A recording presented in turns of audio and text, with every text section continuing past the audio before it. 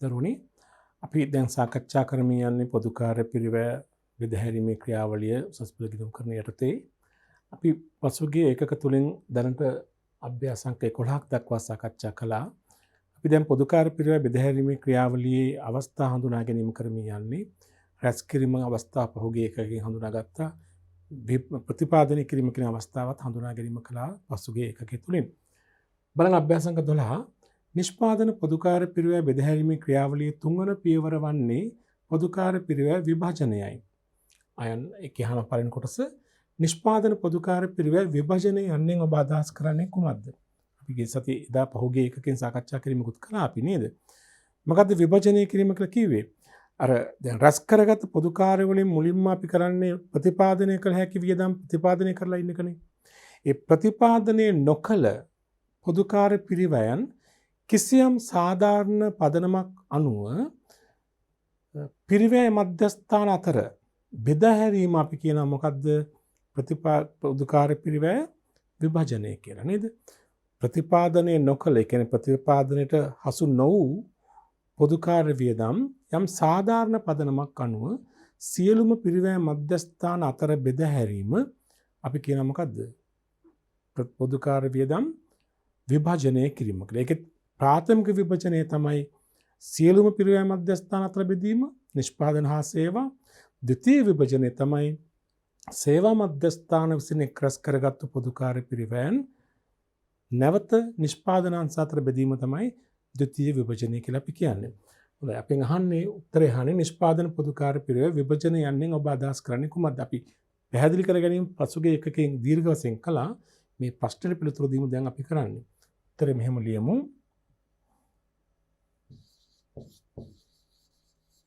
ප්‍රතිපාදනය නොකළ පොදුකාර්ය පිරිවැයන් යම් සාධාරණ පදනමකට අනුව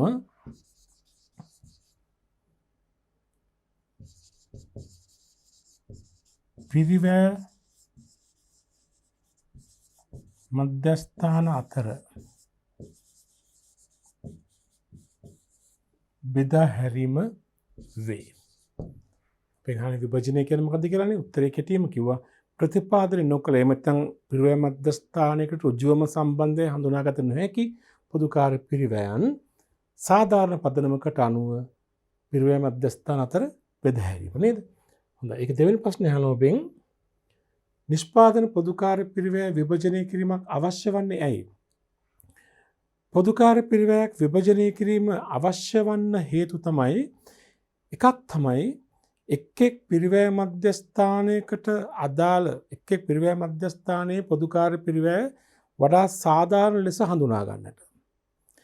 දෙක අවසාන වශයෙන් ඒකකයකට අදාළ පොදුකාර්ය පිරිවැය නිශ්චය කිරීම සඳහා ඒකකයකට අදාළ පොදුකාර්ය පිරිවැය හඳුනා ගන්න නම් මුලින්ම පිරිවැය මධ්‍යස්ථාන වලට පිරිවැය බෙදාහැරීම කරන්න ඕනේ. ඒ බෙදාහැරීම සිදු කරීම අනතුරුව තමයි ඒ වඩාත්ම නිවැරදිව කළොත් තමයි වඩාත්ම නිවැරදිව ඒකකයක පොදුකාර්ය පිරිවැය හඳුනා ගන්න පුළුවන්කමක් ලැබෙන්නේ. ඒ පොදුකාර්ය පිරිවැය විභජනය කිරීම අවශ්‍ය වන්නේ ඇයි කියන උත්තරයක් මෙහෙම ලියමු. උත්තර දෙකක්. එක් පිරිවැය මධ්‍යස්ථානයන්ට අදාළ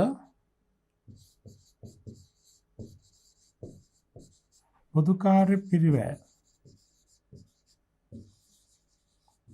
වඩාත්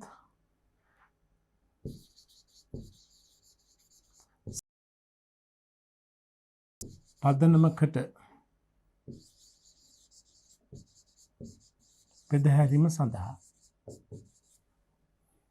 එක් පිරිවැය මධ්‍යස්ථානට අදාළ පොදුකාර්ය පිරිවැය වඩාත් නිවැරදි ලෙස හඳුනා ගැනීම කිව්වත් හරි. දෙක තමයි පිරිවැය ඒකකයකට අදාළ පොදුකාර්ය පිරිවැය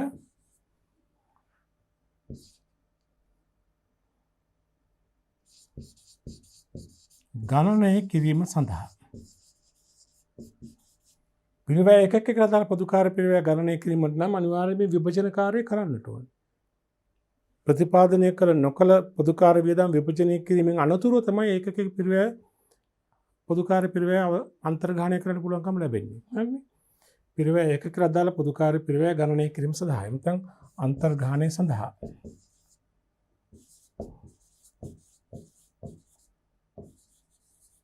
අන්තර්ග්‍රහණය කරන්න බෑ විභජනය කරලා නැත්තම්.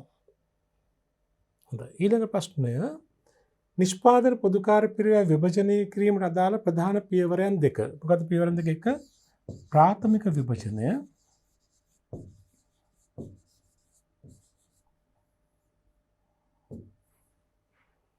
ඒ කියන්නේ නිෂ්පාදන හා සේවාංශ අංශ දෙවර්ගයේම අතරින් පොදුකාර්ය වියදම් බෙදා හැරීම.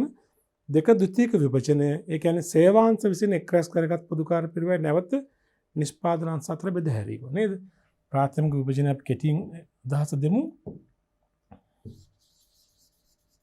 නිෂ්පාදන හා සේවා අංශ අතර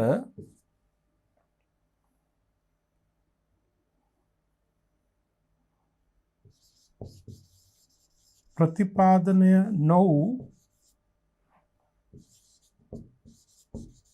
පොදුකාර්ය වියදම් බෙදා හැරීම.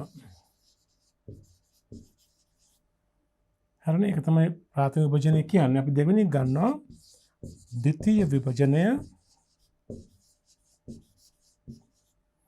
ද්විතීය විභජනය කියලා අපි කිව්වේ මොකද්ද?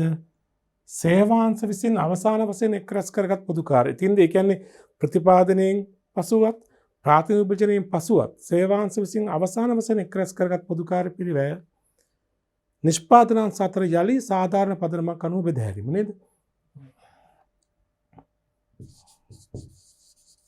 ප්‍රතිපාදනය හා ප්‍රාථමික විභජනයෙන් පසුව සේවා අංශ විසින්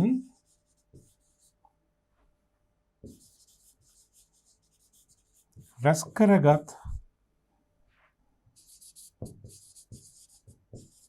මුළු පොදුකාර්ය පිරිවැය නිෂ්පාදන අංශ අතර සාධාරණ පදනමකට අනුව නැවත බෙදා හැරීමයි. ප්‍රතිපාදනය හා ප්‍රාථමික විභජනයෙන් පස්සේ සේවාංශ විසින් රැස් කරගෙන තියෙන මුළු පොදුකාර්ය පිරිවැය නිෂ්පාදන අංශ අතර යම්කිසි සාධාරණ පදනමකට අනුව යලි බෙදා හැරීම අපි කියන මොකද්ද? ද්විතීය විභජනය. මෙතකොට තව නමක් කියන ප්‍රතිවිභජනය කියලාත් කියන්න පුළුවන්. පැහැදිලි නේද?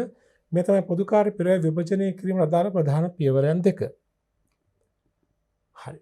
13 වෙනි ප්‍රශ්නේ අහනවා පහත් දැක්වෙන එක් එක පොදුකාර්ය පිරිවැය අයිතමයන් ප්‍රාථමික විභජනය කිරීම සඳහා වඩාත්ම යෝග්‍ය පදනම නම් කරන්න. අපි එදා පසුගිය එකකින් සාකච්ඡා කිරීම කළා එක් එක් පොදුකාර්ය පිරිවැයන් ප්‍රාථමික විභජනය කිරීම සඳහා යොදාගත හැකි පදනම්. හරි නේද? දැන් මේක අදාළ අභ්‍යාසයක් මේ තියෙන්නේ. අයිතමය ඔබට දෙනවා අයිතම තියෙනවා 11ක්. මේ සඳහා යොදාගත හැකි යෝග්‍ය විභජන පදනම් මොකක්ද කියලා අහනවා. කම්මල් ගෙවල් කුලිය. කම්මල් ගෙවල් කුලිය. දැන් මොනවද අපි මේ සඳහා තිබෙන පදනම් මතකද? බිම් අනුපාතය ගන්න පුළුවන්. බිම භූමි ප්‍රමාණය පරිභෝජනය කරන අනුපාතයට ගොඩනැගිලි ආශ්‍රිත වියදම් බෙදන්න පුළුවන් කියලා කිව්වා. තව සේවක සංඛ්‍යාව. සේවකයන් සම්බන්ධ වියදම් සේවක සංඛ්‍යාව පදනම් කරගෙන බෙදන්න පුළුවන් කියලා කිව්වා. යන්ත්‍ර වටිනාකම්. යන්ත්‍ර ධාරණාගය. යන්ත්‍රවල ඡය වීම, යන්ත්‍ර රක්ෂණ වියදම් ඒ වටිනාකම අනුව බෙදන්න පුළුවන් කියලා කිව්වා. ඊළඟට ද්‍රව්‍ය අධ්‍යාචනාපත්. වක්‍ර ද්‍රව්‍ය වගේ වියදම්, ගබඩා වියදම් අපිට පුළුවන් ඒ අනුව බෙදන්න පුළුවන් කියලා කිව්වා. ඊළඟට නිෂ්පාදනය කළ ඒකක සංඛ්‍යාව, තත්ත්ව පාලන වියදම් වගේ වියදම් බෙදන්න පුළුවන් කියලා කිව්වා. විදුලිය යන්ත්‍ර නිෂ්පාදනය සඳහා යන්ත්‍ර ධාවනය කිරීම සඳහා යොදා ගන්නා විදුලි වියදම් අපිට යන්ත්‍ර දහවන පැය ගාන අනුව බෙදන්න පුළුවන් කියලා අපි කිව්වා. හරි අපි බලමු මේ එක් එක් වියදම් බෙදීමට සුදුසු පදනම් මොනවාද? කම්මල් ගෙවල් කුලිය, කම්මල් ගොඩනැගිලි කුලිය එක් එක් අංශ අතර බෙදහැරීම සඳහා තිබෙන පදනම්. දැන් පටලවා ගන්න එපා. කම්මල් ගෙවල් කුලිය හඳුනා ගැනීමේ මූලාශ්‍රය වෙන්නේ කුලිය ගිවිසුම. දැන් මේකනේ හඳුනාගත්තු කුලිය වියදම එක් එක් අංශ අතර බෙදහැරීම සඳහා සුදුසු පදනම. මොකද්ද? බිම් ප්‍රමාණය නැත්නම් වර්ගඵලය නේද? බිම් අනුපාතය. බිම් අනුපාතය. දැන් භූමි පාරිභෝජන අනුපාතය. හරිනේ. කම්මලේ යන්ත්‍ර ක්ෂය වීම. යන්ත්‍ර ක්ෂය එක් එක් අංශ කම්මල විසින් පාවිච්චි කළ එක් එක් අංශ විසින් භාවිත කළ යන්ත්‍රවල ක්ෂය ප්‍රමාණය බෙදන්න සුදුසු අනුපාතය මොකද්ද? යන්ත්‍ර වටිනාකම. එක් එක් අංශ විසින් භාවිත කරන ලද යන්ත්‍රවල වටිනාකම අනුව ක්ෂය වියදම බෙදා ගන්න පුළුවන්. වැඩි වටිනාකමක් භාවිත කළ අංශයට ක්ෂය වියදම වැඩි යන්නට ඕනේ.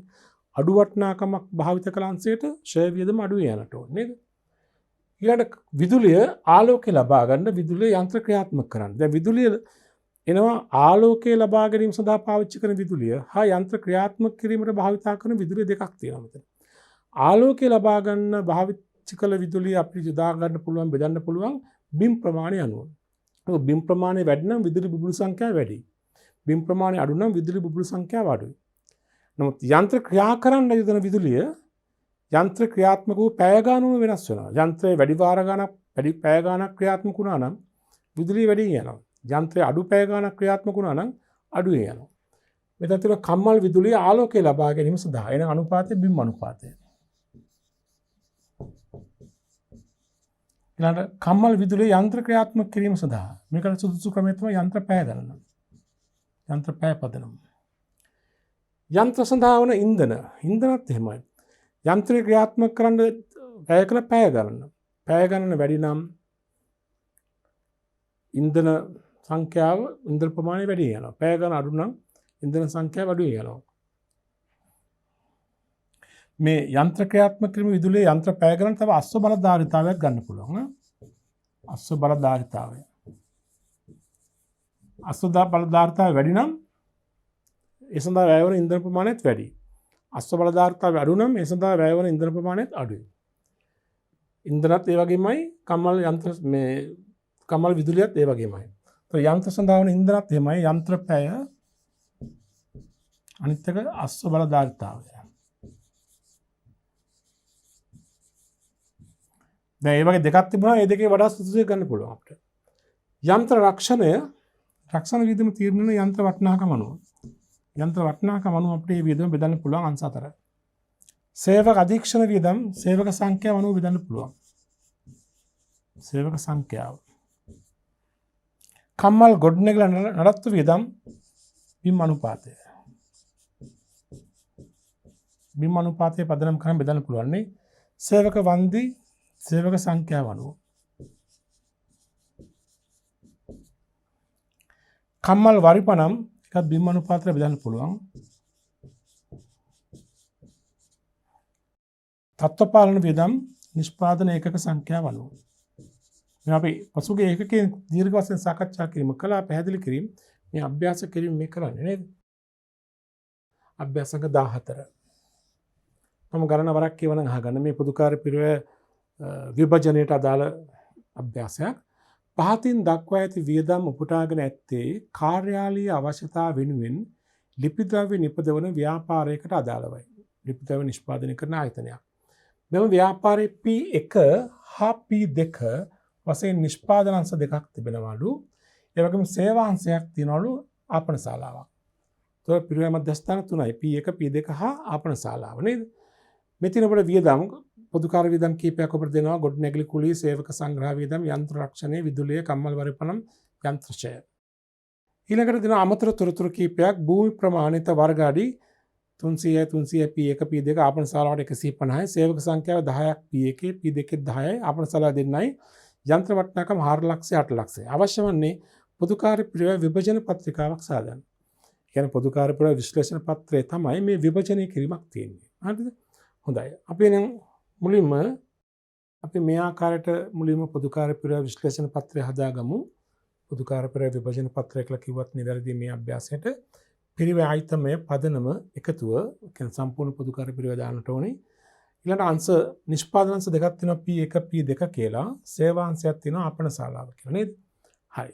දැන් ওই විදිහට අපි පිරිවේ මධ්‍යස්ථාන වෙන් කරගත්ත පිරිවේ මධ්‍යස්ථාන තුනක් තියෙනවා නේද? දැන් අපි කරන්න ඕනේ මේ ආකාරයෙන් රුල් කරගත්තා නම් ඊළඟ එක් පිරිවේ ආයතමය මෙතන ලියනවා. පිරිවේ ආයතමේ තීරුවට නම ඒ විධාරණ පදනම මෙතන සඳහන් කරන්න ඕනේ. මොකද්ද පදනම? විභජන ක්‍රම යොදාගත් පදනම. ඊළඟ එකතු මුළු වටිනාකම සහ එක් එක් අංශවල බෙදලා දක්වන්නට ඕනේ. හොඳයි. අපි ඉස්සලාම ගමු මේ තියෙන්නේ ගොඩනැගිලි කුලිය. පිරිවේ ආයතමේ වශයෙන් අපි ලියනවා ගොඩනැගිලි කුලිය.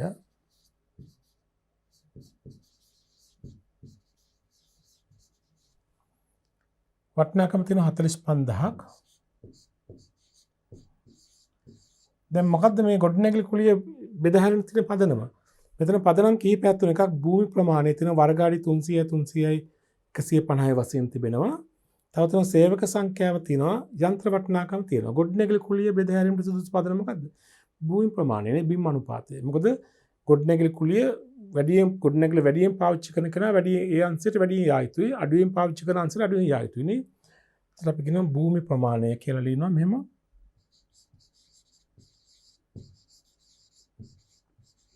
අනුපාතයේ වශයෙන් ගත්තොත් 300 300 150 සුළු කරාම 152 152 151 නේ. වරහන් උදාහරණ දෙකට එක. භූමි ප්‍රමාණය තමයි පදනම නම අනුපාතයේ දෙකට එක. මොකද 300යි 300 150 කියන්නේ දෙකට එක නේ. ඒ කියන්නේ මුළු ගොඩනැගිලි වියදමේ 45000ක් තිබෙනවා. 2 2 1 කියන්නේ 5යිනේ. 5න් දෙකක් 5න් දෙකක් 5න් එකක්. ඔසෙන් බෙදෙන්නට ඕනේ. ඒතකොට 45000න් 5න් එකක්. P එක අංශයට 45000 බෙදීම 5 වැඩි කිරීම එක නේද? 45000 බෙදීම 5 වැඩි කිරීම 2. ඒතර 18000ක් එනවා P එක අංශයට. P දෙක අංශයට 18000ක් එනවා. 5න් එකක් කියන්නේ මේකෙන් භාගයක් 9000 නේ. ඒතර ගොඩනැගිලි සම්පූර්ණ කුලිය 45000ක් තිබ්බා. 45000 දෙකට එක අනුපාත බෙදුවම 5න් දෙකක් 18 10යි 5න් දෙකක් 18 10යි 18 10 5න් එකක් ආපන සලාට 9000යි. ඒතර එකතු 45000 හරි නේද? දැන් මේවා සම්පූර්ණ එකතු 45000 එනවා. හොඳයි ඊළඟ අයිතමේ තමයි සේවක සංග්‍රහ වියදම්. අපි දාගමු කෙටියෙන් සංග්‍රහ වියදම්. සංග්‍රහ වියදම් බෙදන්න පුළුවන් පදනම මොකද්ද? සේවක සංඛ්‍යාව. සේවක සංඛ්‍යාව තමයි 10 10යි 2යි. අනුපාතයක් වශයෙන් ගත්තාම දෙකෙන් බෙදනවා. දෙවරක් 5යි 5යි 1යි නේද? 5ට 1 නේද? සේවක සංඛ්‍යාව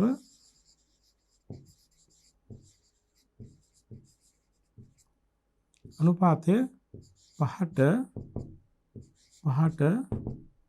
1 නේ. 10ට 10 දෙක කියන්නේ තව සුළු කළාම 5ට 1. ඒතර 5යි 5යි 1යි කියන්නේ 5යි 5යි 10යි 11යි. කියන්නේ 11න් 5යි 11න් 5යි 11න් 1යි. කීයද මේ වියද වටිනාකම? සංග්‍රහ වියදම් 8800ක් තියෙනවා. සංග්‍රහ වියදම් 8800යි. ඒක බෙදන්නේ සේවක සංඛ්‍යාව කියන පදනම අනුව 5ට 1 5යි 5යි 1යි 11යි නේ. බෙදලා බලමු 8800 නේ 11න් 5ක් 11න් 5ක් 11න් 1ක් නේද? ඒතර 8800 බෙදීම 11 වැඩි කිරීම 5. උත්තරේ 4000 නේද? එතකොට 4000යි P එකාංශයට 4000යි P දෙකාංශයට 800යි P එකාංශයට 8800 11 එකක් කියන 800යි නේ. 4000 4000 8000යි 800 8800යි. හරි නේද? හොඳයි. ඊළඟ තුන්වෙනි විදම යන්ත්‍ර රක්ෂණය. යන්ත්‍ර රක්ෂණ කියලා මු ලියන්නම් කොහොමද? රක්ෂණ කියලා ලිව්වත් ඇති. යන්ත්‍ර රක්ෂණය වියදම තියෙනවා රුපියල් 48000ක්. යන්ත්‍ර රක්ෂණය යන්ත්‍ර භාවිත කරන කම්මල නේද? P1 P2. ආපන ශාලාවට යන්ත්‍ර අවශ්‍ය නැහැ නේ. මේ කියන විදිහට කම්මල යන්ත්‍රනේ. එහෙනම් යන්ත්‍ර වටිනාකම තියෙන යන්ත්‍ර වටිනාකම තමයි පදනම් කරගන්න ඕනේ. යන්ත්‍ර වටිනාකම P එකාංශයේ භාවිත කරන යන්ත්‍ර වටිනාකම ලක්ෂ 4යි. P2 අංශයේ භාවිත කරන යන්ත්‍ර වටිනාකම ලක්ෂ 8යි. ඒතර මුළු යන්ත්‍ර වල ෂෙයා වීම තමයි 48000. පදනම් වෙන යන්ත්‍ර වටිනාකම 4 ලක්ෂ 8 ලක්ෂ. ඒ කියන්නේ එකට දෙක නේද? යන්ත්‍ර අගය ඔතන පදනම 1:2 අනුපාතයනේ. 4 ලක්ෂය 8 ලක්ෂය කියන්නේ 4 ලක්ෂ 1 නම් 8 ලක්ෂ කියන්නේ 2. 1:2. කියන්නේ 3න් 1යි 3න් 2යි. ඒතර ආපන ශාලාවට ඇති නැහැ 1. 48 10න් 3න් 1ක් සහ 3න් 2ක් නේද? ඒතර 48 10න් 3න් 1ක් 16 10 නේද? 16 10යි 16 10යි 8 10යි නේද? 16 10යි 3න් 1ක් 3න් 2ක් කියන්නේ මේ වගේ දෙගුණයක් නේ. 32 10යි. ඒතර 16 10යි 3න් 1ක් 3න් 2ක් කියන්නේ 32 10යි. 32 10 16 10 එකතු කළාම කිව්ද 48 10යි. පැහැදිලි නේද? හොඳයි. ඊළඟ වියදමනේ විදුලිය. ඉලක්කම තියෙනවා 8000ක්. බලන්න මෙතන විදුලිය බෙදන්න පුළුවන් පදනම. පදනම මෙතන තුනයි තියෙන්නේ. භූමි ප්‍රමාණය, සේවක සංඛ්‍යාව, යන්ත්‍ර වටිනාකම. මේ තියෙනවෙන් තමයි ගන්න ඕනේ. උතර දැන් අපි යන්ත්‍ර වටිනාකම අනුව බෙදන්න බෑ විදුලිය. එහෙම නෝ ආපන ශාලාවට විදුලිය බෙදෙන්නේ නැහැ. ආපන ශාලාවට විදුලිය පාවිච්චි කරනවානේ. මෙතන යන්ත්‍ර පැය තිබ්බනම් අපිට මේ උපකල්පනය කරන්න තිබුණේ මේක දැන් මෙතන අනිවාර්ය විදුලිය යන්ත්‍ර පැය ආලෝකය ලබා ගැනීම කියලා වෙන් කළා නැහැ. දැන් මෙතන උපකල්පනය කරන්න තියෙන සියලුම විදුලිය පොදුවේ භාවිතා කරන විදුලිය ආලෝකය ලබා ගැනීම සඳහා තමයි විශේෂයෙන්ම. ඒතර මෙතන මේ තියෙන අනුපාත වලින් දැන් ආපන ශාලාවත් විදුලිය පාවිච්චි කරනවා. එහෙනම් ඒකනට බෙදෙන්න එපා. ඒ නිසා මෙතන මේ තියෙන අනුපාත තුනෙන් මේක බෙදීමට සුදුසු වන්නේ මොකද්ද? භූමි ප්‍රමාණය. විදුලිය බෙදන්නේ භූමි ප්‍රමාණය අනුව.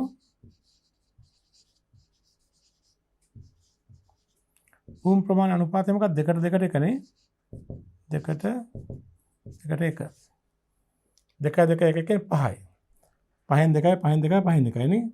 8000න් 5න් 2යි 5න් 1යි 5න් 1යි නේද? 8000 බෙදීම 5 වැඩි කිරීම 2 3200යි. ඒතර P ඒකාංශය 3200යි. P දෙකාංශයත් 3200යි. ආපන ශාලාව 5න් 1ක් අතර 1600යි. ඒතර 3200යි 3200යි කියන්නේ 6400යි 6400යි 1600යි කියන්නේ 8000 හරි නේද? හරි. ඊළඟ අයිතමේ කම්මල් වරිපනම්.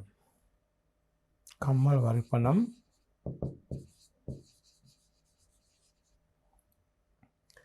කම්මල් වරිපනම් 5000ක් තියෙනවා. දැන් මෙතන පැහැදිලිවම කියනවා මේ කර්මාන්තශාලාවේ වරිපනම් බිල. නේද? මේ කම්මලට දාලා වරිපනම් බිල. වරිපනම් බිල බෙදන්න සුදුසු අනුපාතය මොකද්ද? වරිපනම් භූමිය පාවිච්චි කර හැමෝම වරිපනම් ගෙවන්න ඕනේ. ඒතර P ඒකාංශයක් භූමිය පාවිච්චි කරනවා, P දෙකාංශයක් භූමිය පාවිච්චි කරනවා. ආපන ශාලාවත් භූමිය පාවිච්චි කරනවා. මෙතන කම්මල කිව්වම නිෂ්පාදනාංශ තරමේ කම්මල කර්මාන්තශාලාව. ඒතර එනම් භූමි ප්‍රමාණය අනුපාතයට තමයි බෙදීම වඩා සුදුසු වන්නේ නේද? කම්මල වරිපනම් අනුපාතයේ භූමි ප්‍රමාණය ඒ කියන්නේ මොකද 2ට 2ට 1 නේ 2ට 2ට 1 2 2 1න් 5යි එහෙනම් 5න් 2යි 5න් 2යි 5න් 1යි 5000න් 5න් 2ක් කියන්නේ 2000යි 5000න් 5න් 2ක් කියන්නේ 2000යි 5000න් 5න් 1ක් කියන්නේ 1000යි හරිනේ කම්මල වරිපනම් ඊළඟට තමයි යන්ත්‍රශය වටිනාකම තියෙන 6000ක් දැන් යන්ත්‍ර පාවිච්චි කරන අය තමයි යන්ත්‍රශය දරන්න ඕනේ. මෙතන ආපන ශාලාවට යන්ත්‍ර නැහැ නේ. යන්ත්‍ර පාවිච්චි කරේ P1 හා P2 අංශනේ. ඒතර P1 හා P2 අතර තමයි යන්ත්‍රශය බෙදන්නට ඕනේ. යන්ත්‍රශය පදනම්නේ යන්ත්‍ර වටිනාකම අනුවනේ. එහෙනම් බෙදීම සුදුසු අනුපාතයේ යන්ත්‍රාගයනේ යන්ත්‍ර වටිනාකම. යන්ත්‍රාගය මොකක්ද අනුපාතය? 1:2 නේ. 1:2. 6,10න් 3න් 1යි 3න් 2යි 6,10න් 3න් 1ක් කියලා කියන්නේ 2000යි 6,10න් 3න් 2ක් කියන්නේ 4000යි ආපන ශාලාවට බෙදෙන්නේ නැහැ නේද? ඔච්චරයි වියදම් තිබුණේ. උන් අපි වියදම් එක එක අංශ අතර බෙදහැරීම කළා සාධාරණ පදනමකට අනුව නේද? දැන් අපි මේ කරන්න ඕන ඊළඟ කාර්යය තමයි මෙව එක් එක් අංශ අතර බෙදීමෙන් පසුව මේ එක් එක් අංශයට අදාළ පොදුකාර පිරිවැය එකතු කරලා බලමු. P ඒකාංශයට අදාළ පොදුකාර පිරිවැය කීයද බලමු. 0.2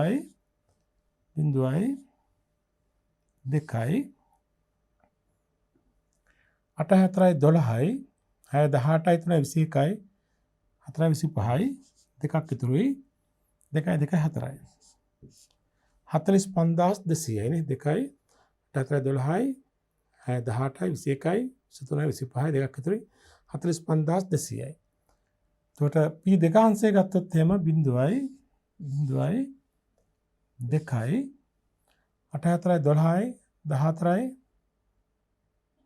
12යි 14යි 3යි 17යි 19යි 4යි 23යි දෙකක් ඉතුරුයි 2යි 1යි 3යි 3 6යි 63,200යි.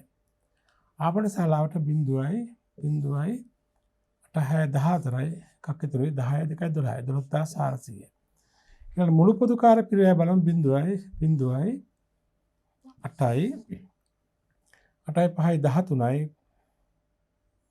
8යි 21යි 8යි 29යි 34යි 6යි 40යි 4ක් ඉතුරුයි 4 8යි 12යි 1,20,800යි. දැන් මුළු පොදුකාර පිරිවැය 1,20,800යි මුළු පොදුකාර පිරිවැය 1,20,800න් p එකාංශය 45,200ක් p දෙකාංශයට 63,200ක් ආපන ශාලාවට එනවා 12,400ක්. දැන් අපිට මේ ඉලක්කම් තුනේ හරස් එකතු මේකට සමාන වෙන්නත් ඕනේ. බලමු. 0.0 4 2 6 2 8යි 5 3 8යි 2 10 එකක් ඉතුරුයි 5යි 6 11 1යි 12යි හරි. තේරුණා නේද? මෙන්න අපි කලේ මොකද ප්‍රාථමික විභජනය. ඒතර ප්‍රතිවිභජනය හැම ද්විතීයික විභජනය කියන්නේ මේ ආපන ශාලාව විසින් එක්රැස් කරගත් පොදුකාර පිරිවැය නැවත p1 හා p2 අතර බෙදනවා නම් අන්න ද්විතීයික විභජනය. අපි ඒක ඉස්සරහට කතා කරමු. මෙතන අහලා තියෙන්නේ ප්‍රාථමික විභජනය පමණයි. පැහැදිලිද? හොඳයි. ඔය ප්‍රශ්නෙට උත්තරය ඔය ආකාරයට සම්පූර්ණ විය යුතුයි. අපි යමු ඊළඟ කොටසට. ඒ තමයි පොදුකාර පිරිවැය ද්විතීයික විභජනය. මම මීට කලින් පැහැදිලි කිරීමක් කළා කලින් එකකෙත් පැහැදිලි කිරීමක් කළා. අපි දැන් ටිකක් දීර්ඝ වශයෙන් කතා කරමු. පොදුකාර පිරිවැය බෙදහැරීමේ ක්‍රියාවලියේ දැන් මුලින්ම රැස් කිරීම කරනවා. ඊට පස්සේ ප්‍රතිපාදනය කළ හැකි වියදම් ප්‍රතිපාදනය කරනවා. ඊට පස්සේ ප්‍රතිපාදනය කළ නොහැකි වියදම් ප්‍රාථමික විභජනය කරනවා. දැන් ප්‍රාථමික විභජනයෙන් පස්සේ ඉතිරි වෙච්ච ලැබුණු පොදුකාර පිරිවැයන් තියෙනවානේ. ඒ පොදුකාර පිරිවැයන් නිෂ්පාදන හා සේවා කියන අංශ දෙකටම පොදුවේ බෙදලා තියෙනවා දැන්. මෙතෙන්දි පොදුකාර පිරිවැය ප්‍රතිවිභජනය නොහොත් ද්විතීය විභජනය කියලා කියන්නේ මේ සේවා පිරිවැය මධ්‍යස්ථාන විසින් අවසාන වශයෙන් රැස් කරගත්තු පොදුකාර පිරිවැය නැවත යම් සාධාරණ පදනමකට අනුව නිෂ්පාදන පිරිවැය මධ්‍යස්ථාන අතර යලි බෙදා හැරීම අපි කියනවා පොදුකාර පිරිවැය ද්විතීය විභජනය නැත්නම් පොදුකාර පිරිවැය ප්‍රතිවිභජනය කියලා. මේ බලන්න.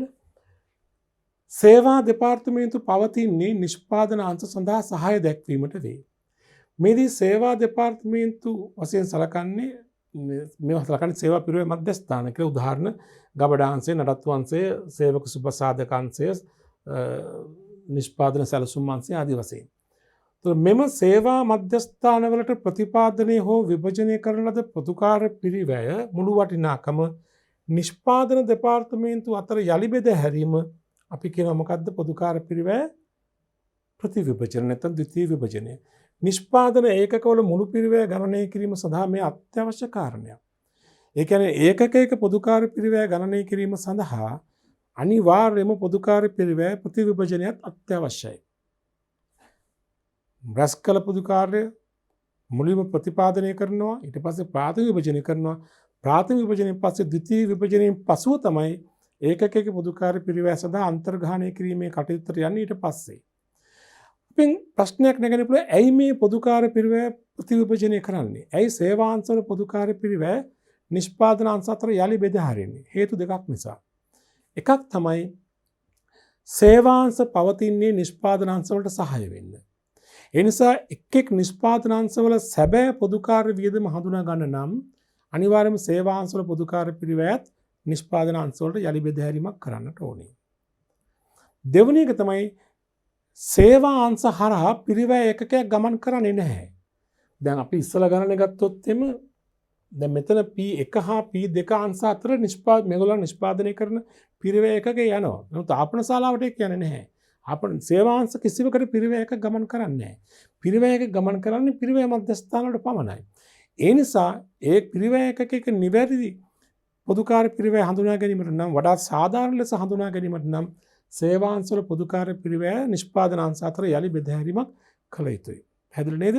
මම ඔයාලට කිව්වේ දැන් ප්‍රතිවිභජනය කියන්නේ මොකක්ද කියන එක. ඒ වගේම ප්‍රතිවිභජනයක් කරන්න අවශ්‍ය වන හේතු. එකක් තමයි නිෂ්පාදන අංශවල පොදුකාර්ය පිරිවැය වඩාත් සාධාරණ ලෙස හඳුනා ගැනීම සඳහා පොදු සේවාංශත් තිබෙන නිෂ්පාදන අංශවලට සහාය වෙන්නේ. ඒවත් බෙදුවාන් පස්සේ තමයි නිෂ්පාදන අංශවල නියම පොදුකාර්ය පිරිවැය හඳුනා ගන්න පුළුවන්. අනික තමයි සේවාංශ හරහා පිරිවැයක ගමන් නොකිරීම. ඒතර පිරිවැයක ගමන් කරන නිෂ්පාදන අංශවලට ඒ නිසා ඒකක පොදුකාර්ය පිරිවැය වඩාත් සාධාරණ ලෙස ගණනය කිරීමට නම් ප්‍රතිවිභජන කාර්යයත් නැත්නම් ද්විතීයික විභජන කාර්යයත් කිරීම අනිවාර්ය කාර්යයක්. පැහැදිලිද? හොඳයි. ඊළඟට බලන්න දැන් සේවාංශවල පොදුකාර්ය පිරිවැය එහෙනම් අපිට සිදු වෙනවා යම් සාධාරණ පදනමක් අනුව නිෂ්පාදන අංශ අතර බෙදන්න. එතෙන්දී සමහරක් අභ්‍යාසවලදී අපිට සේවාංශවල පොදුකාර්ය පිරිවැය නිෂ්පාදන අංශ අතර බෙදන්නේ කවර අනුපාතයටද කියන එක ගානේ කියනවා. සමහරක් ගණන් අපිට කියනවා ආපන ශාලාවේ පොදුකාර්ය පිරිවැය නිෂ්පාදන අංශ අතර මෙන්න මේ අනුපාතය බෙදන්න කියලා. එහෙම යම්කිසි අනුපාතයක් දී තිබුණොත් අපි දී ඇති අනුපාතයේ පදනම් කරගෙන නිෂ්පාදන අංශ අතර බෙදනවා සේවාංශයේ පොදුකාර්ය පිරිවැය. සේවාංශ විසින් අවසාන වශයෙන් රැස් කරගත්තු පොදුකාර්ය පිරිවැය නිෂ්පාදන අංශ අතර බෙදීම කළ යුතු අනුපාතය බෙදහැරීම කළ යුතු අනුපාතයේ දී තිබෙනවා නම් එම අනුපාතයේ බෙදහැරීම කිරීම තමයි යෝග්‍ය වන්නේ. නමුත් කිසියම් සේවාංශයක පොදුකාර්ය පිරිවැයක් නිෂ්පාදන අංශ අතර බෙදහැරිය යුතු අනුපාතය සඳහන් නොවන්නේ නම් ඉතින්දී වඩාත් සාධාරණ පදනමකට අනුව තමයි ඒ නිෂ්පාදන අංශ අතර සේවාංශවල පොදුකාර්ය පිරිවැය බෙදහැරීම කරන්නට ඕනේ. ඒ සඳහා යොදාගත හැකි පදනම් කිහිපයක් දක්වලා තිබෙනවා. මේ බලන්න ද්විතීයි විභජනය සඳහා යොදාගත යුතු පදනම අභ්‍යාසවලදී සඳහන් කෙරේ. එසේ සඳහන් නොවන අවස්ථාවලදී පහත් සඳහන් අනුපාත පහත් සඳහන් පදනම් යොදා ගැනීම යෝග්‍ය වේ. සේවා මධ්‍යස්ථානයේ ගබඩාව. සේවා පිරිවැය මධ්‍යස්ථානයේ ගබඩාව. ගබඩාවේ මේ සේව පිරිවැය පොදුකාර්ය පිරිවැය නිෂ්පාදන අංශ අතර බෙදහැරීම සඳහා සුදුසු පදනම මොකක්ද? වඩාත් සුදුසු පදනම. එකක් තමයි ද්‍රව්‍ය අධ්‍යාචන පත් සංඛ්‍යාව අනුව. මොකද ගබඩාව තියෙන කම්මල වෙනුවෙන් එක් නිෂ්පාදන අංශ වලට අවශ්‍ය ද්‍රව්‍ය රැස් කර තබා ගන්නනේ. උතොර යම්කිසි නිෂ්පාදන අංශයක ද්‍රව්‍ය නම් වැඩියෙන් තබා ගත්තේ ඒතර ගබඩාවේ පිරිවැයෙන් වැඩි ප්‍රමාණයක් වැඩියෙන් තබාගත්තු අංශය වෙනුවෙන් ඇතුළත් කරන්න ඕනේ. ඒ නිසා ද්‍රව්‍ය අධ්‍යාචනපත් සංඛ්‍යාව එකට ගොඩාක්ම යෝග්‍යයි. ද්‍රව්‍ය අධ්‍යාචනපත් වැඩියෙන් යොමු කළා කියන්නේ එම අංශයේ ද්‍රව්‍ය තමයි ගබඩාවේ වැඩිපුර තිබිලා තියෙන්නේ. ඒ නිසා ගබඩාවට සම්බන්ධ පිරිවැයන් එම ද්‍රව්‍ය අධ්‍යාචනපත් සංඛ්‍යාව අනුව බෙදීම සුදුසුයි. එසේ නැත්නම් පාවිච්චි කළ ද්‍රව්‍ය ප්‍රමාණය එක් අංශ විසින් පාවිච්චි කළ ද්‍රව්‍ය ප්‍රමාණය දීලා තිබුණොත් ඒ අනුව වැඩියෙන් පාවිච්චි කළ අංශයට ගබඩාව වියදම වැඩියෙන් යොමු කරනවා. අඩුවෙන් පාවිච්චි කළ අංශයට අඩුවෙන් යොමු කිරීමක් කරනවා. මම මේ කියන්නේ ද්විතීයික විභජනය සඳහා සේවාංශවල පොදුකාර්ය පිරිවැය නිෂ්පාදන අංශ අතර බෙදී යුතු අනුපාතය සඳහන් නොවන්නේ නම් අපි ඒ සඳහා යොදාගත හැකි යෝග්‍යතම පදනම්. ඉතින්ද ගබඩා අංශයේ පොදුකාර්ය පිරිවැය නිෂ්පාදන අංශ අතර බෙදීම සඳහා සුදුසුම් පදනම් වන්නේ දෙකක් මම කිව්ව එක ද්‍රව්‍ය අධ්‍යාචනපත් සංඛ්‍යාව නොයසේනම් ද්‍රව්‍යවල වටිනාකම එක් අංශය වෙත යොමු කළ. right? දෙක නඩත්තු අංශය. නඩත්තු අංශය අවසාන වශයෙන් රැස් කරගෙන තිබෙන පොදුකාර්ය පිරිවැය නිෂ්පාදන අංශ අතර බෙදහැරීම සඳහා වඩාත්ම සුදුසු අනුපාතයක් වන්නේ නඩත්තු පැය ගණන. එක් අංශය වෙනුවෙන් සේවය කළ පැය ගණන. අපි තුමු නඩත්තු අංශය නිෂ්පාදන අංශ 1 සඳහා පැය 100ක් වැය කරලා තියෙනවා. නිෂ්පාදන අංශ 2 සඳහා පැය 50ක් වැය කරලා තියෙනවා. නඩත්තු අංශයේ පැය 100යි 50යි තමයි අංශ දෙක යොමු කරලා තියෙන්නේ. එහෙනම් වැඩියෙන් නඩත්තු සේවාවක් ලබා දුන් පැය ගණන අංශයට වැඩි ප්‍රමාණයක් යා යුතුයි. අඩු සේවාවක් ලබාගත් අංශයට අඩු ප්‍රමාණයක් යා යුතුයි. ඒ අනුව නඩත්තු පැය ගණන අනුව නඩත්තු අංශයේ පොදුකාර්ය පිරිවැය නිෂ්පාදන අංශ අතර බෙදීම වඩාත්ම සුදුසු වෙනවා. ඊළඟට 3 නිෂ්පාදන සැලසුම් අංශය. නිෂ්පාදන අංශවලට සැලසුම් නිර්මාණය කරන සැලසුම් අංශයේ පිරිවැය එකත් සේවාංශයක්නේ. නිෂ්පාදන අංශ අතර බෙදීම සඳහා අනුපාත දෙකක් යොදා ගන්න පුළුවන් පදනම් දෙකක් තිබෙනවා. එකක් තමයි ඒ සැලසුම් අංශයේ එක් නිෂ්පාදන අංශ වෙනුවෙන් වැය කළ ඍජු ශ්‍රම පැය ගණන. අපි තුමු සැලසුම් අංශය නිෂ්පාදනාංශ 1 සඳහා පැය 500ක් වැය කරලා තියෙනවා. අනෙක් අංශයට පැය 300යි. එහෙනම් 500ට 300 පහට 3 අනුපාතර සැලසුම් අංශයේ පිරිවැය බෙදීම කළාම හරියි. අංශ දෙක අතර නිෂ්පාදනය. එහෙම නැත්නම් එක් එක් අංශය වෙත අඳින ලද සැලසුම් සංඛ්‍යාව. අපි තුමු P1 අංශයට සැලසුම් 20ක් ඇඳලා තියෙනවා. P2 අංශයට සැලසුම් 10ක් ඇඳලා තියෙනවා. එහෙනම් දෙකට එක අනුපාතර බෙදුවම හරිනේ. එින්ද සැලසුම් අංශයේ පිරිවැය බෙදන ආකාරය කියලා නැත්නම් සුදුසු වන්නේ එක්කෝ සැලසුම් අංශය එව නිෂ්පාදනාංශ වෙනුවෙන් වැය කළ ශ්‍රම පැය ගණන අනුව හෝ අඳින ලද සැලසුම් සංඛ්‍යාව අනුව. ඊළඟ සේවක සුබසාධක අංශය. සුබසාධක අංශයේ සේවාව එකත් සේවාංශයක් නිෂ්පාදනාංශ අතර පිරිවැය බෙදහැරීම කළ යුතු නම් කළ යුතු වන්නේ ඒ එක් එක් අංශයේ ඉන්න සේවක සංඛ්‍යාව අනුව. දැන් අපි තුමු A අංශයේ ඉන්නවා නිෂ්පාදනාංශ එකේ ඉන්නවා සේවකයෝ 100ක් B අංශයේ ඉන්නවා සේවකයෝ 50ක්. දැන් සේවක සුබසාධක අංශයේ වැඩියෙන් වැඩ කරන්න ඕනි වැඩියෙන් සේවකයන් අංශයට. අඩුවෙන් වැඩ කරන්න ඕනි අඩුවෙන් සේවකයන් අංශයට. ඒ නිසා සේවක නිෂ්පාදන අංශ දෙකේ ඉන්න සේවක සංඛ්‍යාව පදනම් කරගෙන සේවාංශයේ සේවක සුබසාධක අංශයේ පිරිවැය අපිට ප්‍රතිවිභජනය කරන්න පුළුවන්. හොඳට මතක තියාගන්න නැවතත් මේ පදනම් යොදාගන්නේ යම්කිසි සේවාංශයක පොදුකාර්ය පිරිවැයක් නිෂ්පාදන අංශ අතර බෙදීම සඳහා පදනමක් දී නොමැති අවස්ථාවක. පදනමක් දීලා තිබෙනවා නම් ඒ පදනම යොදා ගන්න ඕනේ. නොදුන්නොත් මේ අනුපාතය ගන්නට ඕනේ. සැලකිය යුතුයි සේවා දෙපාර්තමේන්තු පොදුකාර්ය පිරිවැය නිෂ්පාදන දෙපාර්තමේන්තු අතර විභජනය කිරීමක් පමණක් මෙහිදී සලකා බැලේ. දැන් ළමයි මතක තියාගන්න මෙතින්දී අපේ උසස් පෙළ පන්ති විභාග මට්ටමේදී අපි සලකා බලන්නේ සේවා අංශ නිෂ්පාදන අංශ වලට පමණක් සේවය සපයනවා කියන පදනම. නමුත් ඔක තව පැත්තක් තියෙනවා සේවාංශ අනිකුත් සේවාංශ වලටත් සේවය සපයන කියලා තව ක්‍රමයක් තියෙනවා. නමුත් ඒ ක්‍රමය අපිට අදාළ වන්නේ නැහැ. අපිට සලකා බැලීමක් කරන්නේ උසස් පෙළ පන්තියේදී සේවාංශ ඍජුවම සේවා සපයන්නේ නිෂ්පාදන අංශ වලට පමණයි කියන පදනම අනුව. ඒ අනුව කෙලින්ම අදාළ සේවාංශයේ පිරිවැය නිෂ්පාදන අංශ අතර බෙදෑරීමක් පමණයි කරන්නට ඕනේ. හරි නේද? හරි. දැන් ඊළඟට බලමු ප්‍රශ්න අංක 15. සීමිත කෝලිත සමාගමේ සැකසුම් හා නිම කිරීම යනුවෙන් නිෂ්පාදන අංශ දෙකක් තියෙනවලු. ඒ වගේම නඩත්තු හා ගබඩා වශයෙන් සේවාංශ දෙකකුත් තියෙනවා. ඔක්කොම පිරිවැය මධ්‍යස්ථාන කීයද? 4යි. නිෂ්පාදන අංශ 2යි සේවාංශ 2යි.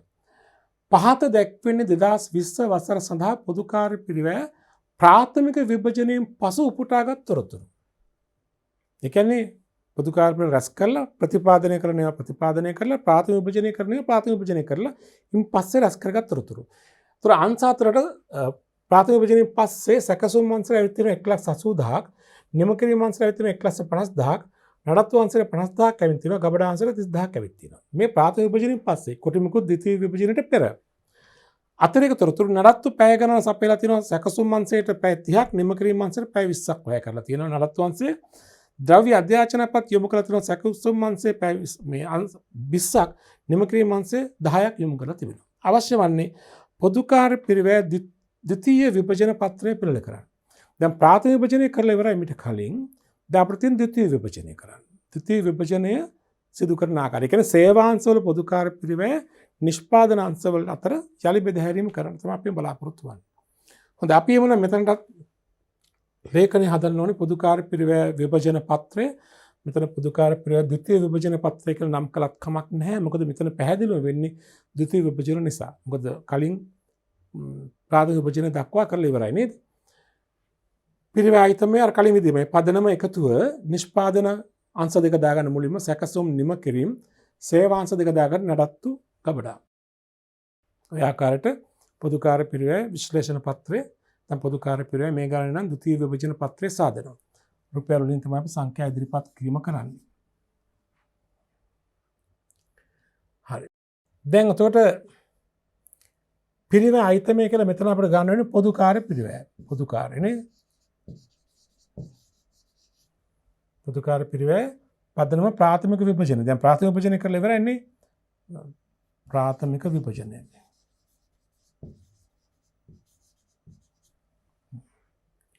ප්‍රාථමික විභජනය කරලා ඉවරයි. මෙන්න අවසාන එකතුවන් ඔබට දෙනවා. සැකසුම් අංශය 1,80,000යි. සැකසුම් අංශය 1,80,000යි.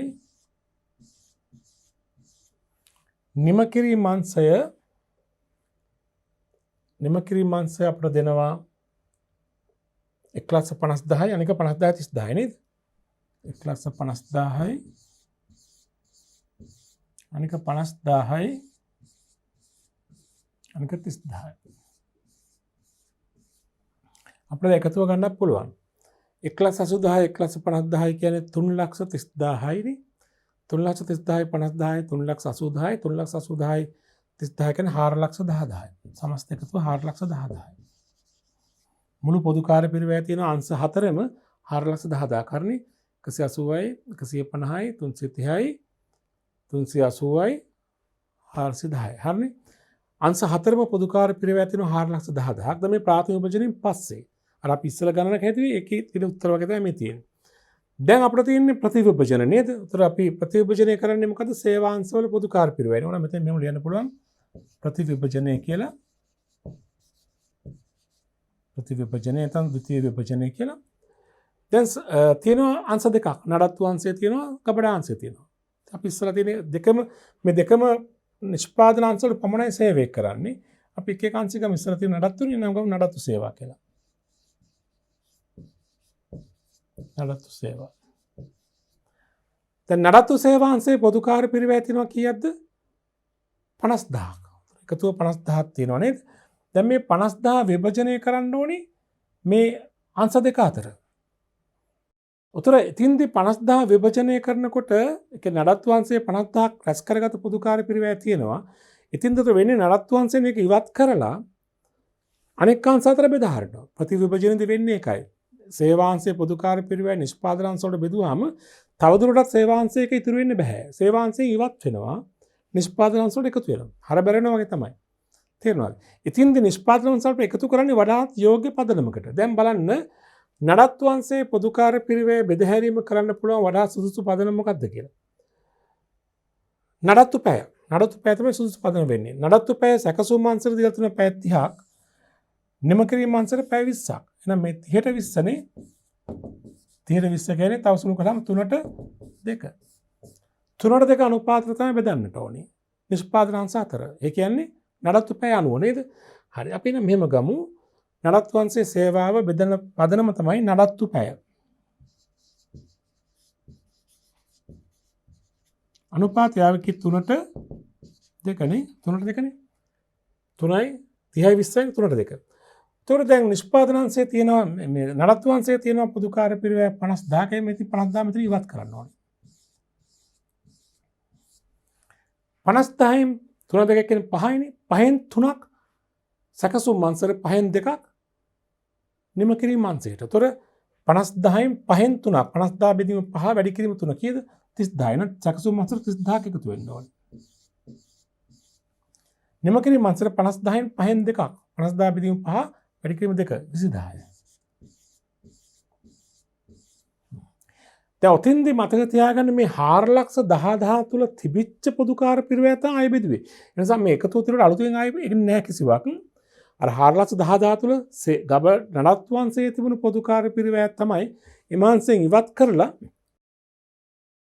සැකසුම් හා නිම කිරීම අංශයට අපි ඇතුළත් කරලා තියෙන්නේ. හරිද?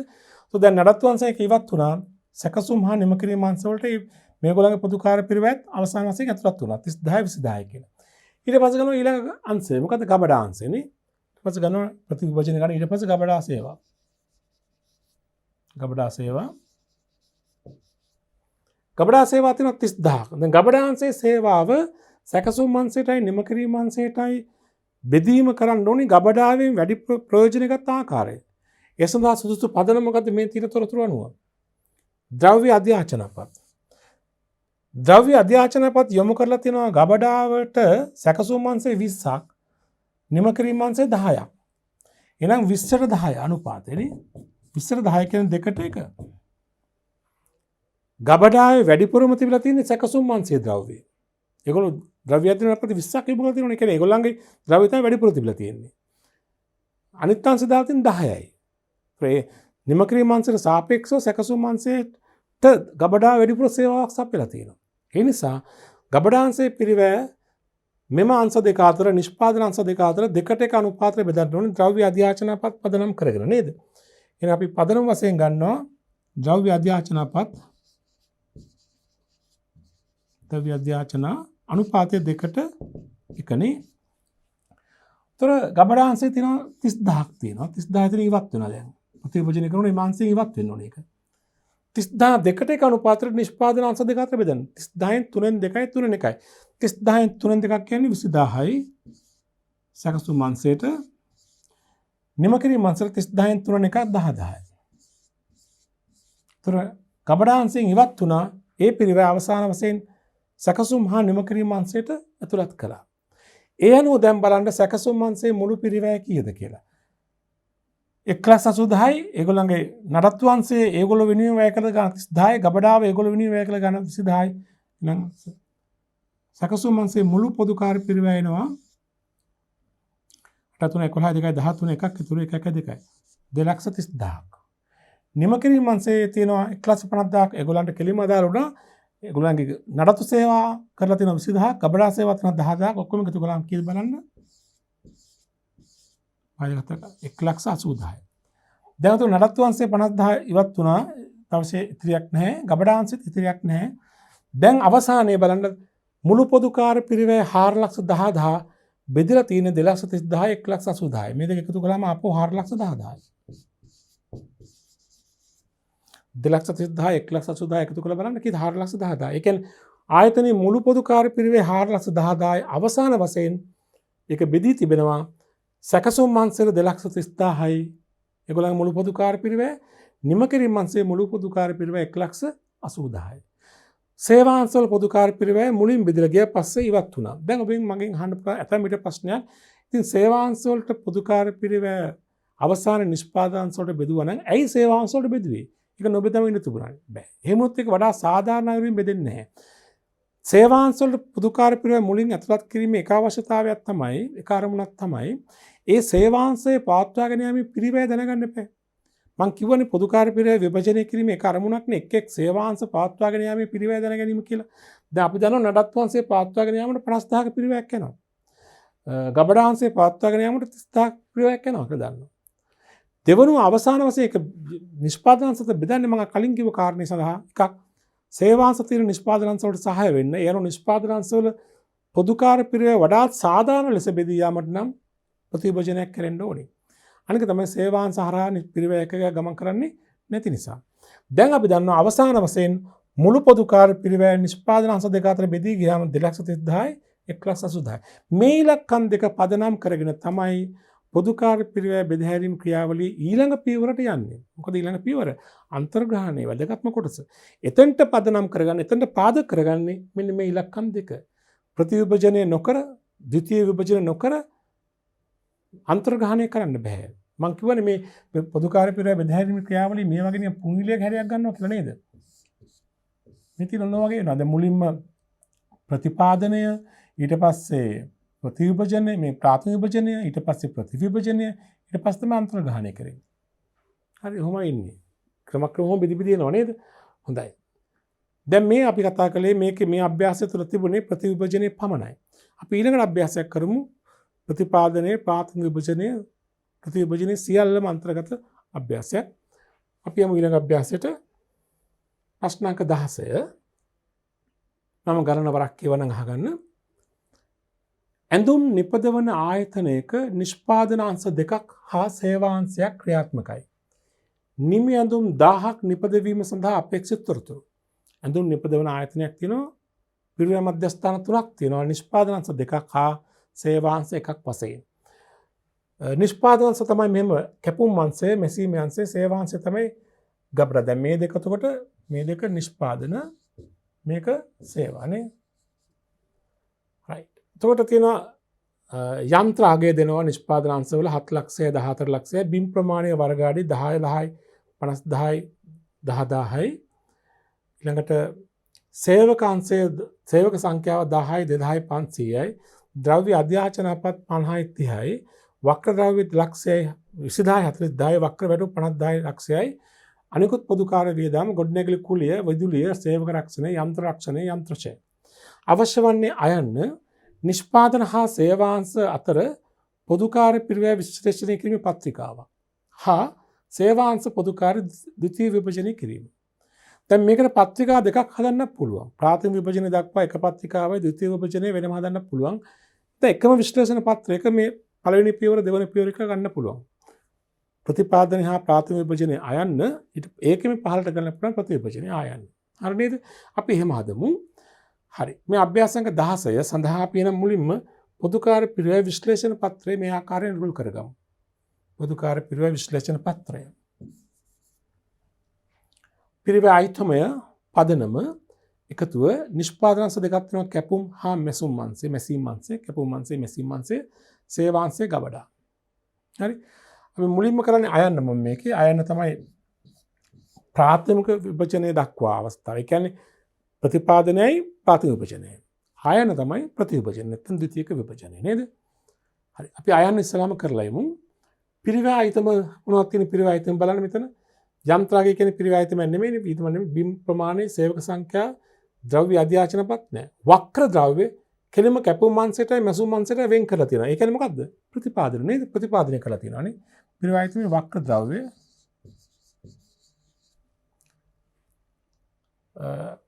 වදන ප්‍රතිපාදන වක්‍රද්‍රව්‍ය ප්‍රමාණය මෙහෙමයි තියෙන්නේ දැන් කැපුම් අංශය 20000යි මැසීම් අංශය 40000යි දෙක එකතු වුකෙත් 60000යි. එතකොට එකතුව 60000ක් තියෙනවා. එක කැපුම් අංශයට යා යුතුයි 20000ක්. මැසීම් අංශයට යන්නට ඕනි 40000ක්. ගබඩාවට අයිති නැහැ වක්‍රද්‍රව්‍ය. ඒක ප්‍රතිපාදන.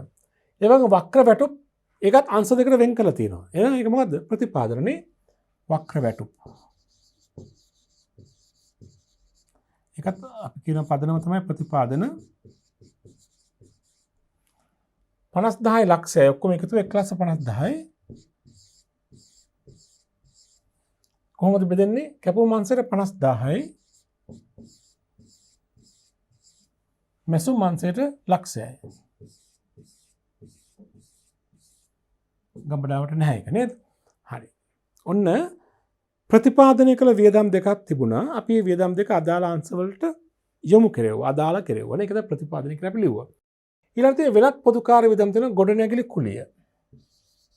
ගොඩනැගිලි කුලිය. ඉලක්කම කීයද 70000ක් තියෙනවා. එකතුව 70000යි. දැන් කියන්න ගොඩනැගිලි කුලිය ප්‍රතිපාදනය කරලා නැහැ. ඒ කියන්නේ නිශ්චිතව හඳුනා ගන්න බෑ එක් එක් අංශ වලට. නමුත් දැන් බෙදන්නට ඕනේ. එහෙනම් ගොඩනැගිලි කුලිය බෙදීම සඳහා සුදුසු පදනම මොකද්ද? මේ තියෙන තොරතුරු වලින්. දැන් පදනම් තියෙනවා 4ක් විතර. යන්ත්‍රාගයේ බිම් ප්‍රමාණය, සේවක සංඛ්‍යාව, ද්‍රව්‍ය අධ්‍යාචනපත් සංඛ්‍යාව. ඒතර මොකද්ද පදනම? බිම් ප්‍රමාණය නේද? ගොඩනැගිලි කුලියනේ බිම් ප්‍රමාණය. බිම් ප්‍රමාණය අනුපාතයක් වශයෙන් ගත්තාම කොහොමද එන්නේ? 10000යි 50000යි 10000යි. 10ට 50ට 10. 10ට 50ට 10. අපිට තව සුළු කරන්න පුළුවන් නේ 10න් බෙදන්න පුළුවන් 1ට 5ට 1නේ. බිම් අනුපාතය ගත්තාම සුළු කළාම 1ට 5ට 1.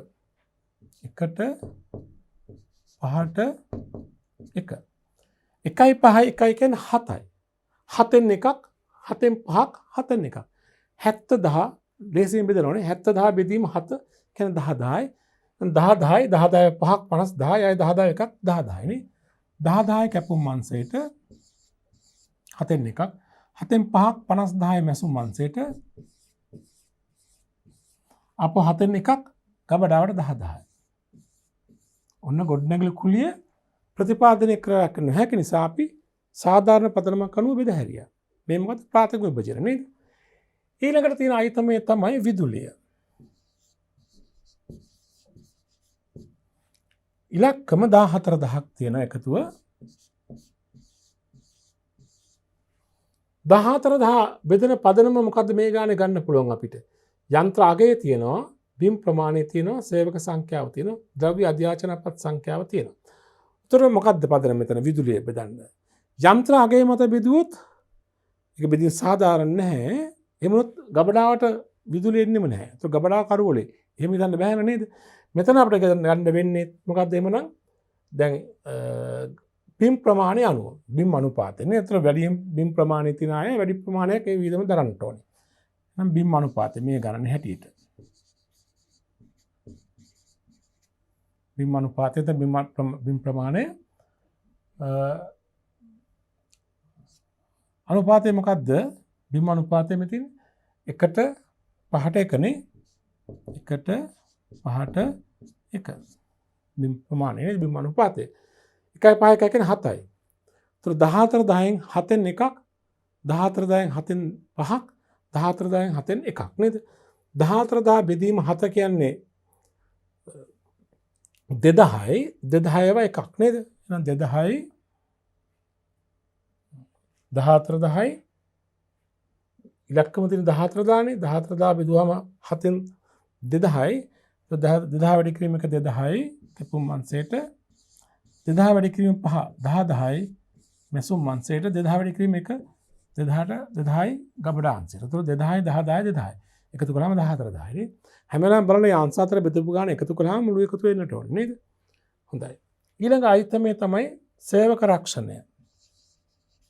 සේවක රක්ෂණ. සේවක රක්ෂණ තියෙන ළමයි 8400ක්. මෙතන සේවක රක්ෂණය. සේවක රක්ෂණයේ බෙදීම සුදුසු වන්නේ මේ අනුපාත වලින් මොකද්ද? යන්ත්‍රාගයේ බිම් ප්‍රමාණය සේවක සංඛ්‍යාව ද්‍රව්‍ය අධ්‍යාචනපත් ගණන. මොකද්ද? සේවක සංඛ්‍යාව නේද? සේවක සංඛ්‍යාව.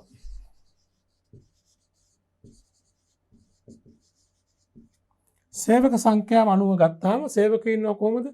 10 2500යි නේ. 10 2500 කියන්නේ 10 2500යි. තව සුළු කළාම 10ට 20ට 5 නේද? 10ට 20ට 5නේ.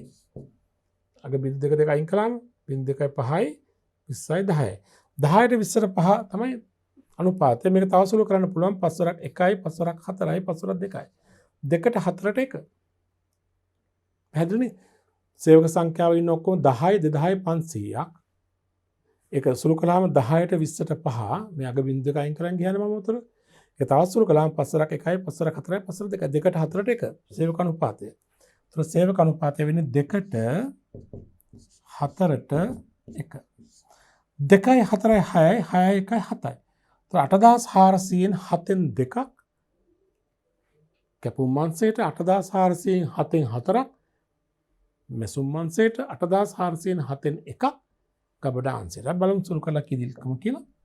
8400 බෙදීම 7 වැඩි කිරීම 2. 8400 බෙදීම 7 වැඩි කිරීම 2. ඒ තමයි 2400ක් කැපුම් අංශයට. ඊට පස්සේ අනිත් කංශයට 4ක්. ඒ කියන්නේ මේ වගේ දෙගුණයක්නේ 4800යි. අනිත් අංශයට එකක් හරකින් භාගයක්නේ. ඒ කියන්නේ 1200යි. 2400 4800යි 1200 එකතු කළාම 8400 එන්නට ඕනේ. බලන්න 1200 4800 610 610 2400 8400 නේද? හරි. ඊළඟ වියදම යන්ත්‍රශය. යන්ත්‍රශය බෙදීමට සඳහා සුදුසු අනුපාතය මොකද්ද මේ ගණනේ? යන්ත්‍රාගය නේද? යන්ත්‍ර පාවිච්චි කරන්නේ නිෂ්පාදනාංශ පමණයි. කැපුම් අංශයට ලක්ෂ 7ක යන්ත්‍ර තියෙනවා. මැසීමේ අංශයට ලක්ෂ 14ක යන්ත්‍ර තියෙනවා. උතර 7 ලක්ෂයට 14000. ඒ කියන්නේ 1ට 2 නේ. 1ට 2. උතර යන්ත්‍ර රක්ෂණය ඔක්කොම තියෙනවා 30000ක්. මුළු වගේ 30000යි. දැන් මේ 30000 1ට 2 අනුපාතර බෙදන්න ඕනේ. 1ට 2 අනුපාතය කියන්නේ 1යි 2යි 3යි. 3න් 1යි 3න් 2යි. 30000න් 3න් එකක් කියන්නේ 10000ක් කැපුම් අංශයට. 30000න් 3න් දෙකක් කියන්නේ 20000ක් මැහුම් අංශයට. ගබඩාවට යන්ත්‍රශය යන්නේ නැහැ. හරි. වෙනත් වියදම් තව තියෙනවද? නැහැ. ඒතර ප්‍රතිපාදනය කළ වියදම් දෙකක් තිබුණා. තව ප්‍රතිපාදනය නොකළ වියදම් තිබුණා 5ක්. 1යි 2යි 3යි 4යි 5යි. ඒතර යන්ත්‍ර රක්ෂණය, යන්ත්‍රශය, සේවක රක්ෂණය, විදුලිය, ගොඩනැගිලි කුලී නේද? මොකද අපිට තව අසපසුනේ බලන්න.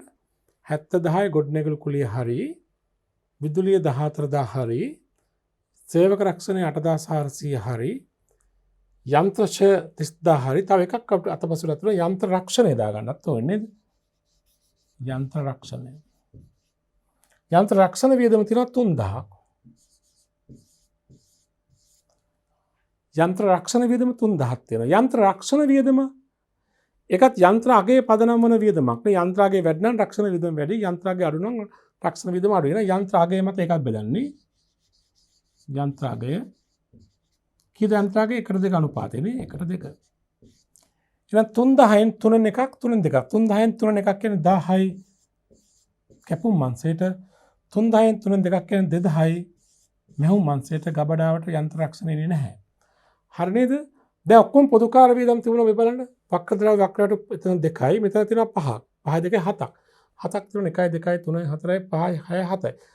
රැස් කළ පොදුකාර වියදම් ඔක්කොම තිබුණා 7ක්. රැස් කිරීම කරා 7ක්. එයින් ප්‍රතිපාදනය වුණා 2ක්. ඉතිරි 5 සාධාරණ පදනමක් අනුව බෙදුවා. මොකක්ද ඒක? විභජනයට ප්‍රාථමික විභජනය නේද? දැන් අපි ප්‍රතිවිභජනය සඳහා සූදානම් වෙන්න ඕනේ. එහෙනම් ප්‍රාථමික විභජනයෙන් පස්සේ ඉලක්කම් එකතු කරලා ගන්න ඕනේ. මේ ඉලක්ක එකක් ගහලා ප්‍රාථමික විභජනයෙන් පස්සේ ඉලක්කම් අපි එකතු කරලා ගමු.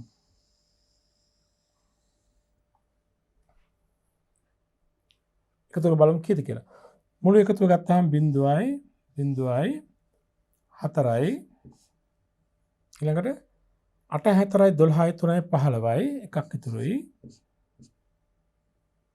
8 4 12 3 15 එකක් ඉතුරුයි. 6ක 7යි 5යි 12යි 7යි 19යි 20යි 23යි දෙකක් ඉතුරු 2යි 1යි 3යි 3,35,400. දැන් ඔතන බලන්න 0.4යි 8 4යි 12යි 3යි 15 එකක් ඉතුරුයි. 6ක 7යි 5යි 12යි 7යි 19යි 20යි 3යි 23යි දෙකක් ඉතුරු 2යි 1යි 3යි 3,35,400 මුළු එකතුව. හොඳටම අපි දැන් මුළු එකතුව ගත්තා 3,35,400ක් ඇවිත් තියෙනවා. දැන් බලමු එක් එක් පිරුවේ මැදස්ථාන එකතුව කීයද කියලා. කැපුම් අංශය බලමු. 0යි 0යි 4යි 5යි 7යි 8යි 9යි 95,400 කැපුම් අංශයේ මුළු පොදුකාර පිරිවැය. මැසුම් අංශය බලමු 0යි 0යි 8යි නේද? ඊළඟ පේලිය 4යි 2යි 6යි ඊළඟ පෙළිය 4යි 9යි 10යි 2යි 12යි එකක් ඉතුරු 1 2යි 2,26,800යි. ගබඩාංශය බලන්න 10 10 2,200 13,200 නේ. දැන් අපිට පුළුවන් මේ එක් එක් පිරුවේ මැදස්ථානවල පොදුකාර පිරුවල එකතුව මේ 3,35,400 එන්නට ඕනේ. බලමු එකතු කළා හරියද කියලා අපි ගණක යන්ත්‍රයක් ආධාරයෙන් බලමු. 95,400 ධන 2,26,800 ධන 13,200 එකතු කළාම උත්තරේ 3,35,400. මෙතින් 3,35,400 නේද? හරි. ඔය අපි දැන් කලේ ළමයි අභ්‍යාසයේ ප්‍රාථමික විභජනය. අපි දැන් ඊළඟට බලමු ඒක දෙවෙනි කොටස කරන්න ප්‍රතිවිභජනය. ඒ කියන්නේ සේවාංශය එකයි තියෙන ගබඩාව. මේ ගබඩාංශයේ පොදුකාර පිරිවැය නිෂ්පාදන අංශ අතර යලි බෙදහැරීම කරන්න ඕනේ. අපි ඒක මෙතනම ගමු. එහෙම ආයන්න කියලා මම ලියන්නම්. ඉස්සලා මේක මකා ගමු.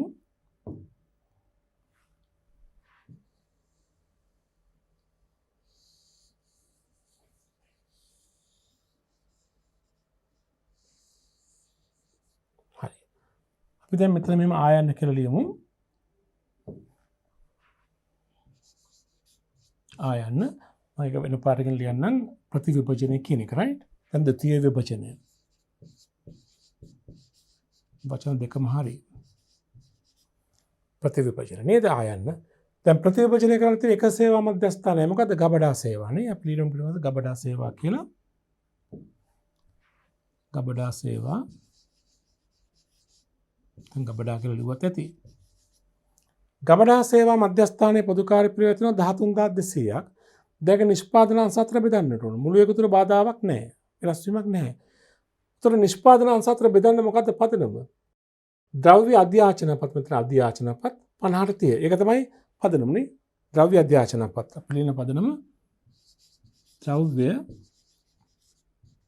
අධ්‍යාචනානේ අනුපාතය මොකද මේ තියෙන්නේ 50ට 30 කියන්නේ 5ට 3 නේද 5ට 3. ඒතර ගබඩාංශයේ තියෙන පොදු කාර්ය පෙරවැය 13200ක් 13200 මෙතන ඉවත් කරනවා අපි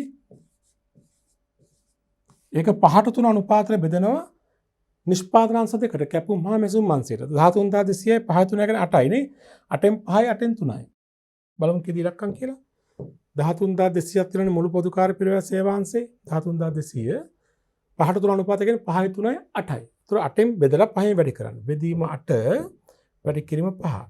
එතකොට 8250ක් වෙනවා කැපුම් අංශයට 8250යි කැපුම් අංශය. ඊළ වගේම මැසුම් අංශයට ගණන් ගන්නත් බලන්න 8න් 3ක් නේද 13200න් 13200 බෙදීම 8 වැඩි කිරීම 3 4950යි 4950යි. තොර ගබඩාංශයේ මුළු පොදු කාර්ය පිරිවැය තිබුණ 13200ක් ඒක 5ට 3 අනුපාතර ද්‍රව්‍ය අධ්‍යාචන පත් සංඛ්‍යාව අනුව බෙදුවා ප්‍රතිවිභජනය කළාම කැපුම් අංශයට 8250ක් ආවා 4950ක් ආවා මැසුම් අංශයට මේ දෙක එකතුව ගත්තාම 13200ම තමයි. දැන් අපි බලමු මුළු පොදු කාර්ය පිරිවැය කීයද කියලා මුළු එකතුව වෙනස් වෙන බෑ 335400ම තමයි. දැන් අපිට පුළුවන් කැපුම් අංශයේ අවසාන පොදු කාර්ය පිරිවැය කීයද 995400 ධන 8250 නේ 0යි 5යි ඊළඟ පෙළේ 4 2 6යි ඊළඟ පෙළේ 8 5 13යි ඊළඟ පෙළේ 9 1 10යි නේ 1,3650ක් නේද 1,3650යි මෙසීමේ අංශය බලන්න 0යි 5යි 9 8යි 17යි නේ 9ට 12ක් ඉතුරුයි 4 2යි 6 10ක 11 එකක් ඉතුරුයි 2 1 3යි 2යි 2,31,750යි ගබඩාංශය දැන් පොදු කාර්ය පිරිවැය ඉතුරුනා නේද? දැන් අවසානයේ පොදු කාර්ය පිරිවැය එක්රැස් කළාම කැපුම් අංශයේ මුළු පොදු කාර්ය පිරිවැය 1,3650යි මැසුම් අංශය 2,31,750යි. මේ දෙක එකතුව 3,35,400ක් එන්න ඕනේ. බලමු එනවද කියලා. එකතු කරලා බලමු ඩබල් චෙක් කරලා බලමු එහෙම. කැපුම් අංශයේ 1,03,650ක් තියෙනවා පිරිවැය. ධන මැසුම් අංශයේ 2,31,750යි. එකතුව 3,35,400 හරි නේද? හොඳයි. ওই විදිහට තමයි එහෙමනම් මේ ගණනේ තියෙනවා උඩ තියෙනවා ප්‍රතිපාදන ඊට පස්සේ ප්‍රාථමික විභජන ඊට පස්සේ ප්‍රතිවිභජනය. මේ රැස් කළ පොදු කාර්ය තියෙන ත්‍ර මේ පියවර අවස්ථා තුනම තිබෙනවා නේද? හරි. මේව තමයි පොදු කාර්ය පිරිවැය විශ්ලේෂණ පත්‍රය හදන්නේ ප්‍රාථමික විභජනය හා ද්විතීයික විභජනය සම්බන්ධ කරලා. අපි ඊළඟ ඒකක තුලින් සාකච්ඡා කරමු පොදු කාර්ය පිරිවැය තවදුරටත් මේ අභ්‍යාස වගේම අවසන් කොටස පොදු කාර්ය පිරිවැය අන්තර්ග්‍රහණය කිරීම. ඊට අදාළ අභ්‍යාස අපි ඉදිරි ඒකක තුලින් සාකච්ඡා කරමු.